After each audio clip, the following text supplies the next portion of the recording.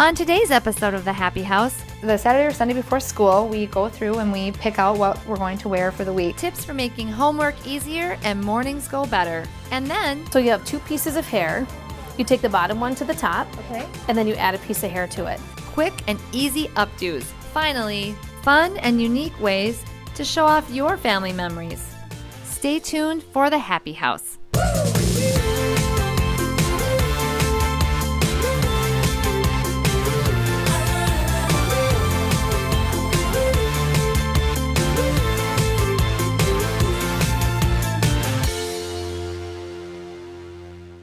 I'm here with my friend Becky today. Hello. And we are going to talk about fun ways to manage all of the clutter and obligations that come with school time. There's right? a lot, yes, a lot. You know, the biggest thing actually is really managing all the paperwork that comes in, the homework, the art projects, just everything that comes home with the kids. I actually have a really good tip for that. Okay. Something I do in my own house.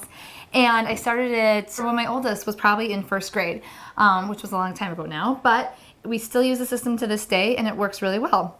And what I did is I created an in and out bin at my house. I love that. Okay, So tell me. every day when my kiddos come home from school, they need to empty their backpacks and put any papers that I need to sign or address or anything that might require a check or anything like that, they need to put it in my in bin. Got it, okay. Then when I actually sign the papers and do whatever is required, I put it in the out bin for them to put back into their backpacks. That's really actually really simple and doable, I think. So another thing we do every year for each school year is we start an accomplishment book. When they come home from school, if something really great has happened or they've had a great test, we simply write down the date, write what happened, and that way they can still remember that accomplishment, but you don't need that spelling test sitting around till the end of time. Oh, okay. So you actually just write everything inside and keep the notebook. Yes. If they had a really great day in gym or they made a new friend, anything like that can be written in the accomplishment book too. And it's very neat and doesn't take up a lot of space, but they still get to remember all those important things. Do you do one per child? Or Yes, is it... one per child. Okay, got it. Perfect. Then you can have one for every year. Yes. It's a great way to journal the school year. Yeah, that's great. Another great thing I like to do with my kids is have them keep a calendar so they know what's going on and what maybe to expect. I love this for younger children. It's this magnetic calendar that I actually purchased at Creative Kids Stuff. You basically put the date on the top. It can talk about their moods. It can talk about the weather. And then I have another magnetic board that I use under this one hanging on the wall, just a magnetic whiteboard that I use to put things on that I need my kids to do. So I have it divided in half. One side says to do, and then the other side says done. And as soon as they've put on their shirt or gotten dressed that day, they simply move it to the done side. So then they know every morning what it is they're going to have to do before it's time to go to school or go on any errands that you're going to do. Perfect. Easy checklist. Yes. So the other challenge I have is all the stuff for homework. We've got pencils, we've got papers, everything, and finding the scissors, it never fails. We can't find them. What I do for my kids, I put together a fresh homework caddy. And in my caddy, I have all the supplies I need to make sure homework gets done. And I like this size bin because you can actually move it to wherever you do the homework. So if you even need to, if you're at your dining room table or if they have a desk, but it's all portable and all contained. So first of all, I chose a container that is just the right size for fitting folders because typically kids have a back and forth folder that goes to school. So as soon as they come home after school, first they empty and put things in my in basket that I need to attend to, but then I have them put their folders in the homework bin so we know what has to be done that night. I also have a calendar so we can write down any kind of long-term assignments that we might need to get done and sort of chart our plan for working on those things. If they have a report that needs to get done, we record all of those things in here. Okay. So we know where we're at. Actually, I have something in here that you wouldn't expect to find in a homework bin necessarily. Okay. It is called a boogie board. Ooh, okay, that looks exciting. My son is super techie. It is. Let me show you how it works because it's actually pretty cool. It's a flat board and it looks kind of similar to an iPad. So kids who are techie might enjoy that. So now you say techie and I think it's expensive. You know, actually, this is not going to break the bank. These boogie boards actually sell for about $39.99, so under $40. It's great in this homework bin, but really it's great for travel. You can make lists. This is great for practicing spelling words. There's so many different things you can do with this that it's really worth the investment. And let me try it out. All right, here's the stylus. All right. So I just write on it? You just write on it. All right. I love homework. That's a really great inspirational message to put in here.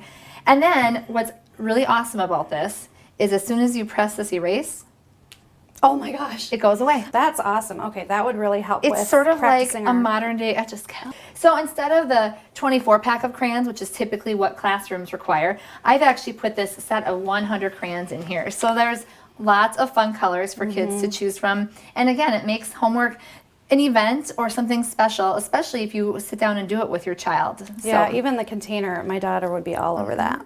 and then I have this jar of pencils, pens, highlighters, glue sticks, ruler, scissors, just some of the basic things you need. This is really smart, just a mason jar with a lid. Yes, off this of is it. just a little Okay. mason jar, and it doesn't actually have the lid, so you can have taller items in here as well. And I've done that for my markers too. Are these the smelly markers? These are the smelly markers. So again, adding little treats to make Oh. homework even more fun. That's a great idea. And then I've got this rubber band ball. Can I bounce it? Well, sure. we hardly ever need rubber bands, but this, in addition to being useful for rubber bands, is really great for getting out the fidgets when you're doing Oh, homework. yeah. So having something for kids to handle. It's the first thing I did when I grabbed it. It's a really nice way for them to stay focused and do Okay. what they need to do. And I also have Scotch tape. It seems like you always need tape and you just can never find it. Or you're out of it, so Or you're that's out a of good it. idea. A calculator for doing basic math. A stapler for keeping things together. And then an assortment of binder clips and paper clips. Okay. And a little pouch, pencil pouch for anything loose you might need to store. And then a dictionary. All the Great, tools you okay. need for doing homework. Sounds great. This would work really well. And this is the perfect size for our house too, because we don't have room for anything too big. We'll be right back after these messages.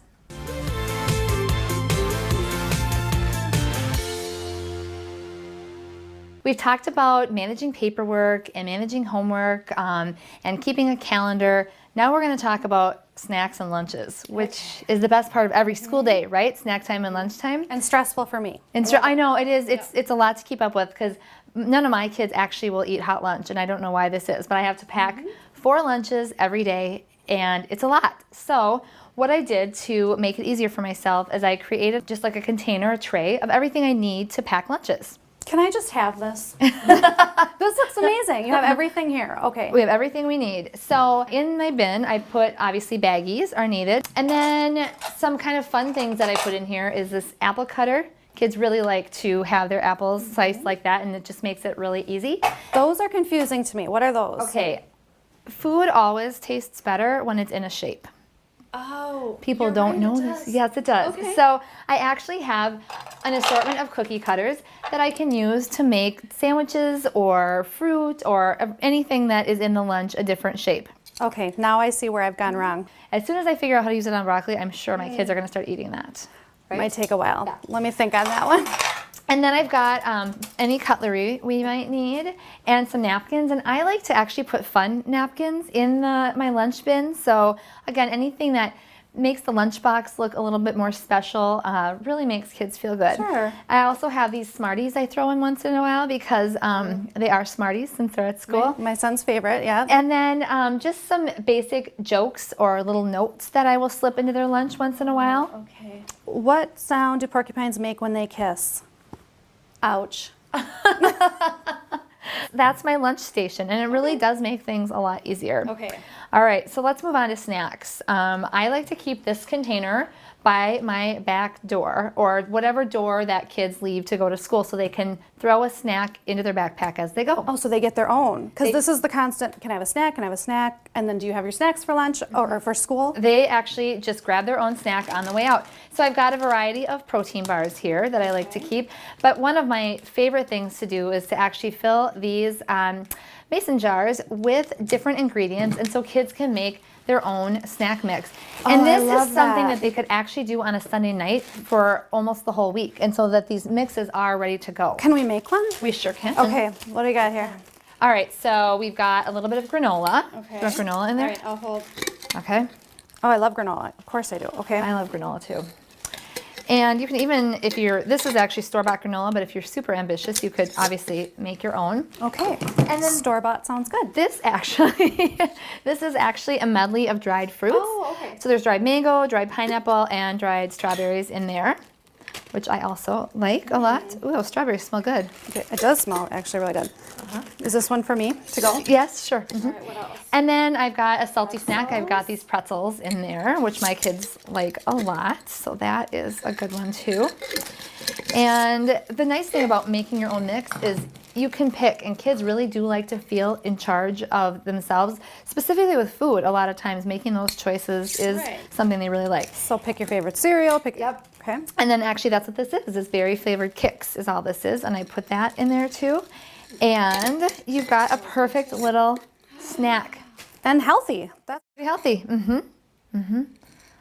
All right, so that makes snack time easy at our house. okay. Wow, you've already made this way easier for me, so I feel already great about this. All right, the last thing we're going to tackle is actually the daily battle about clothing, which is something that happens, I don't know if it happens at your house, but it happens at my house. Yes. Where are the socks? Where are the socks? Every morning, where are the socks? So one easy way, obviously, this is all about planning. I mean, everything I'm talking about here isn't necessarily rocket science, but it's just planning things out and it makes your life a lot easier. So the Saturday or Sunday before school, we go through and we pick out what we're going to wear for the week. All in one shot. All in one shot. And what's nice about that, first of all, is then when kids are sleepy in the morning, oftentimes it's hard to make a decision on what they want to wear, or you might have something specifically. This is a really great idea. If Wednesday is going to be picture day, be like, every other day you get to choose, but we're going to choose Wednesday together. So you can talk about those things. And then also put in all the socks you need. So the supplies are laid out. I've actually used a drawer for this rather than one of those hanging things that are days of the week. Yes, which I love because my kids can't actually reach the top of those hanging drawers. We tried that. Yes, and everybody has to have clothes in their dresser anyways, so you have this drawer. Why not just empty it out and use it for your weekly clothes? Okay, great. I love that. So, well, I hope you found this to be helpful. This is going to make it a lot easier. For these ideas and more, visit our website. It's as easy as that. We'll be right back after these messages.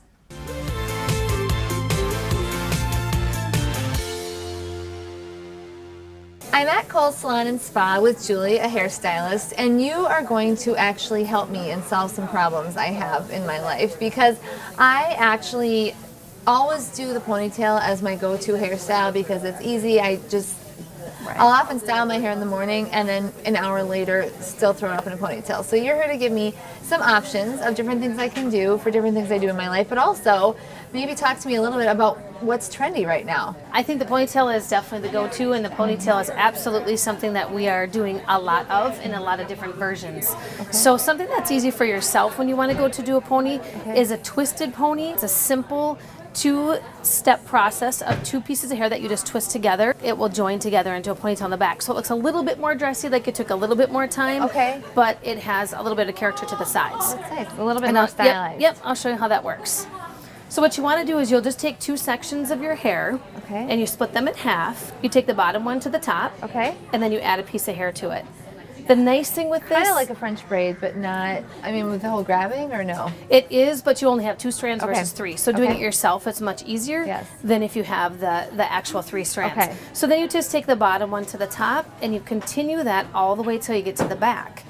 And when you complete that, you have a nice twisted rope that makes your ponytail look a little bit more dressy without having to go through so much work. So at this point, you can put your ponytail holder in and continue to the other side. Okay, you secure one side, then go to the other, and then put them together. Yes, exactly. Would you like me to do the complete look? Okay, all right. So with that being said, the thing that you want to do with hair right now, because some of the trends for hair is to have it look very textured, which is also nice for when you're doing your own hair, is not making it too perfect. Because I think people get hung up on it has to be perfect or they don't want to do it. So that messier look? Absolutely, the messy look is kind of the big thing. Which is great for especially busy moms, because a lot of times our days are messy. Exactly. And then if you're outside and you're at the park or you're, at the beach with the kids, if your hair gets messed up, it still has a look that's complete without looking, too terribly perfect.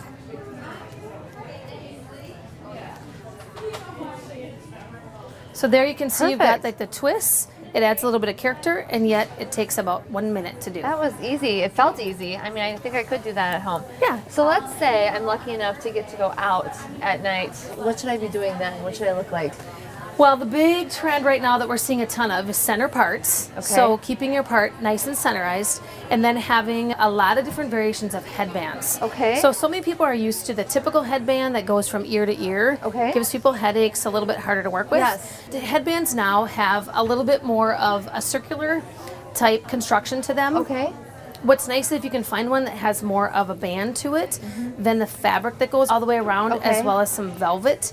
They actually stick into the hair and they won't move on you and cause it to kind of slip on your head. Okay. So there's a couple different things. We'll show you kind of a trendier look that we're seeing a lot of, which some people aren't always comfortable with. And then we'll show you a little bit one that's a little bit more tamed down. Okay. So all I'm going to have you do is put your finger up in your forehead and hold this tight. Okay. All you do with that is gently pull it down to kind of the round of the head in the back. Okay.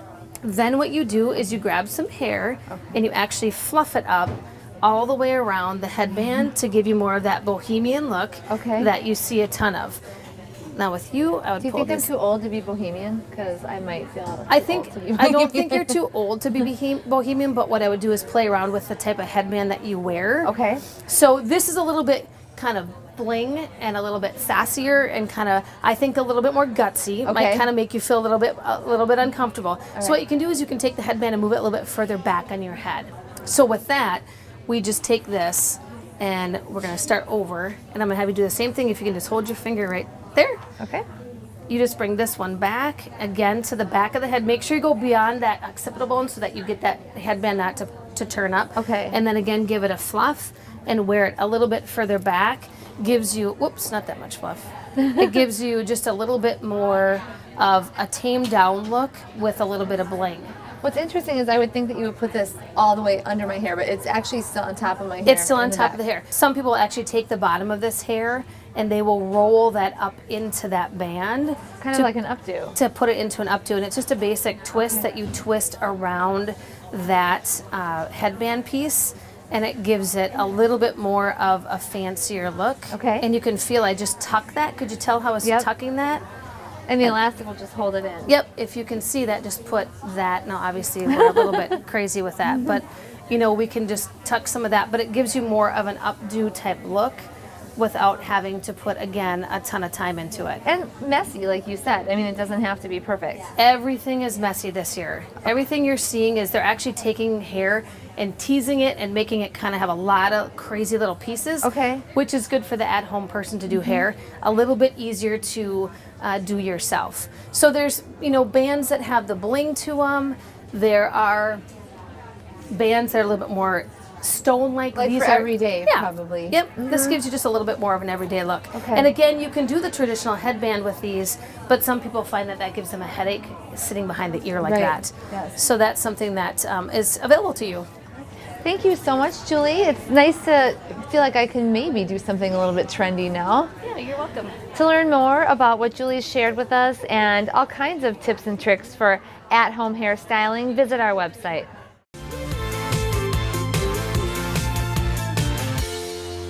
Family memories and photographs are important to all of us. They talk about our journey and our experiences with friends and families. So I like to actually display my memories in kind of little snippets or bite-sized pieces, because then people can take it all in and remember one specific occasion and really celebrate that occasion. Here are some fun ideas for how to do just that. First of all, this may look like an old bicycle wheel, which is what it is. I picked it up at a thrift store close to my house, and it's about $5.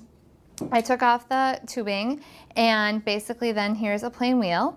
I painted it a bright red, and then simply use clothespins to attach photos. But I also like to, during the holiday season, attach any holiday cards I receive and display them.